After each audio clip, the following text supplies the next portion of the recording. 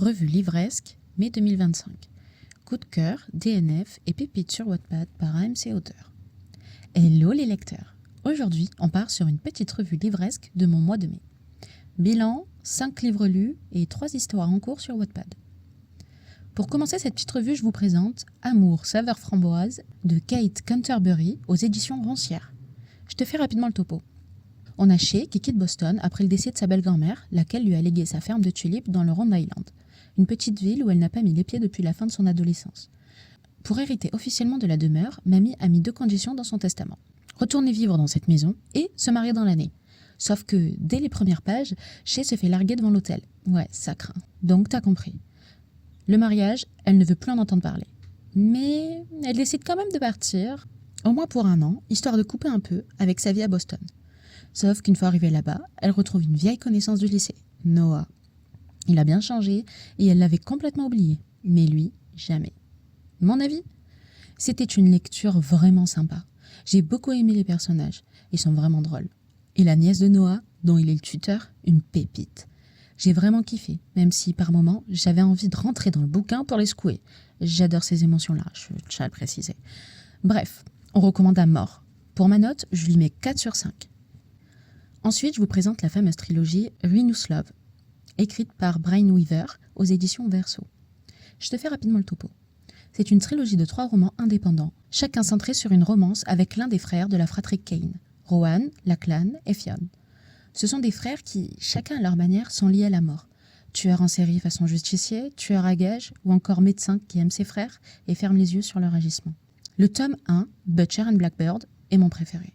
Il tourne autour de Rowan et de Sloane. 2 personnes qui se sont clairement bien trouvées. Ils se rencontrent par hasard après l'exécution d'une des cibles de Sloane. C'est alors que démarre une compétition annuelle entre eux. Une idée de Rowan pour continuer à la voir. Où ils doivent abattre une cible commune. Le premier qui tue gagne 1 point. Le tome 2, Lizard and Lark, est centré sur Lachlan et Lark.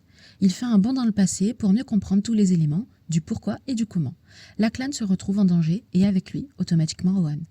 Lark va alors tout faire pour protéger la personne qu'elle aime le plus, Sloane. J'en dis pas plus pour éviter les spoils. Le tome 3, Seeds and Sparrow, lui, est centré sur Fionn et Rose, qu'on découvre dans le tome 1 et qu'on revoit dans le tome 2. Comme précédemment, on retourne dans le passé pour avoir leur point de vue sur certaines scènes.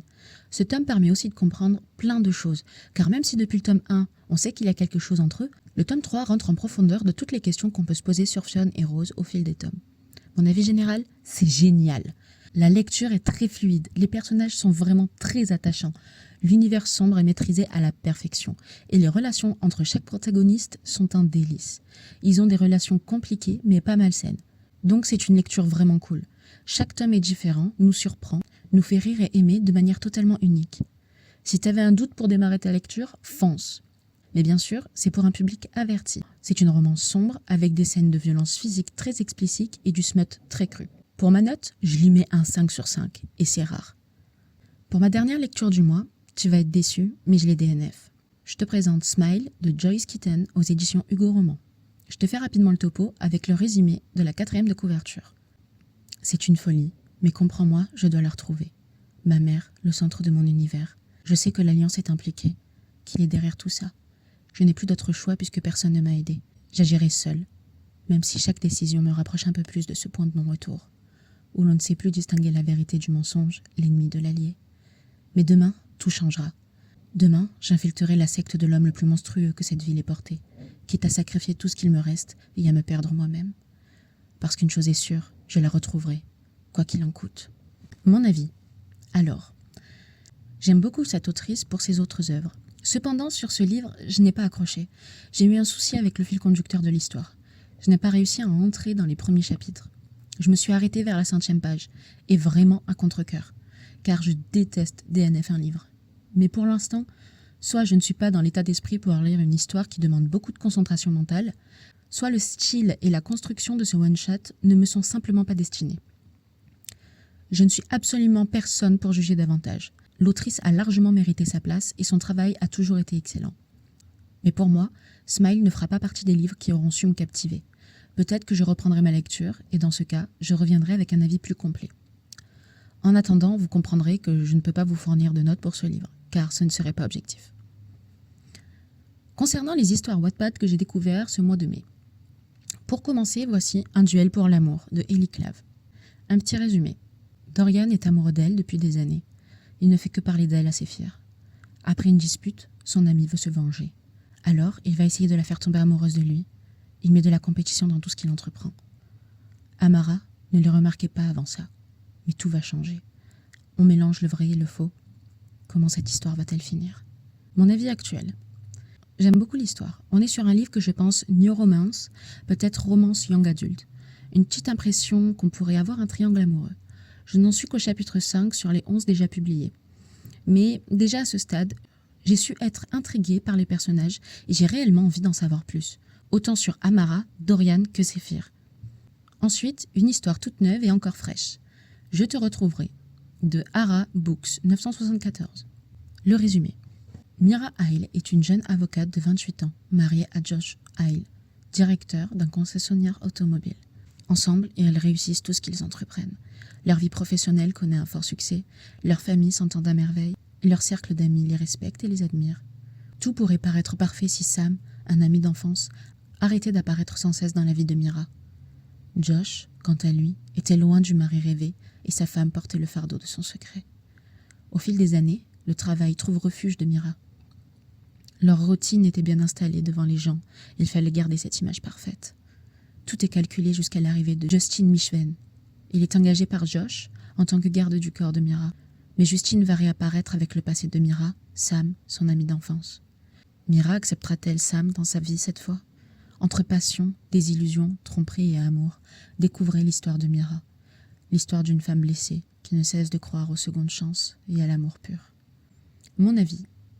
Il y a à ce jour 5 chapitres disponibles, mais je vous certifie qu'on est vite happé dans l'univers que nous propose l'autrice. Mira est une jeune femme qui semble très sensible et en même temps une force de la nature. Le prologue nous laisse comprendre que la vie de Mira est pleine de souffrances et de non-dits qu'elle porte dans son cœur et son corps. Les hommes qui l'entourent sont empreints de mystère et nous n'avons qu'une envie, en savoir plus, comprendre. Bref, une belle découverte et hâte de lire les prochains chapitres. Et pour terminer, l'histoire qui a volé mon cœur dès les premières lignes. Le Mondourien de Selmis. Un petit résumé? Je ne réalisais pas que les chemins que je prenais étaient irréversibles. J'avais plongé tête la première dans ce monde de violence sans même savoir nager. Isem, garçon des rues, prêt à tout pour nourrir les siens, a vu son innocence s'effondrer le jour où son père est mort. Aïcha, elle, s'est accrochée à l'école comme une bouée de sauvetage, bien décidée à s'en sortir. Ses 2 amis d'enfance, séparés par la vie, se retrouveront 10 ans plus tard. Mais leur univers s'oppose. Elle est devenue une grande enquêtrice qui se bat pour la justice. Lui est patron d'un des plus luxueux hôtels parisiens et chef d'un empire criminel. Mon avis? Foncez! Dès le prologue, j'ai su que j'en voulais plus. Une plume vraiment impressionnante. Le cadre est très bien dépeint.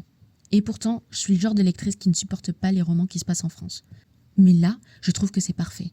L'intrigue et les personnages font vibrer dès les premières lignes. L'attente est insoutenable. Isem m'a déjà séduite. Aïcha est un mystère. En gros, allez lire cette histoire de fou. Il y a déjà 5 chapitres sur Wattpad et je vous le certifie, vous ne serez pas déçus. Sur ce, nous terminons le bilan de lecture du mois de mai. Et on se retrouve fin juin pour un nouveau point sur des livres découverts par AMC. Paix sur vos cœurs, les lecteurs. PS, si tu veux un peu plus de moi, rejoins-moi sur Wattpad, @fille aux initiales, pour découvrir mon histoire, La fille du sol pleureur. Et pour suivre mes aventures livresques et d'écriture, ça se passe sur TikTok, @amc.auteur. Bisous les lecteurs.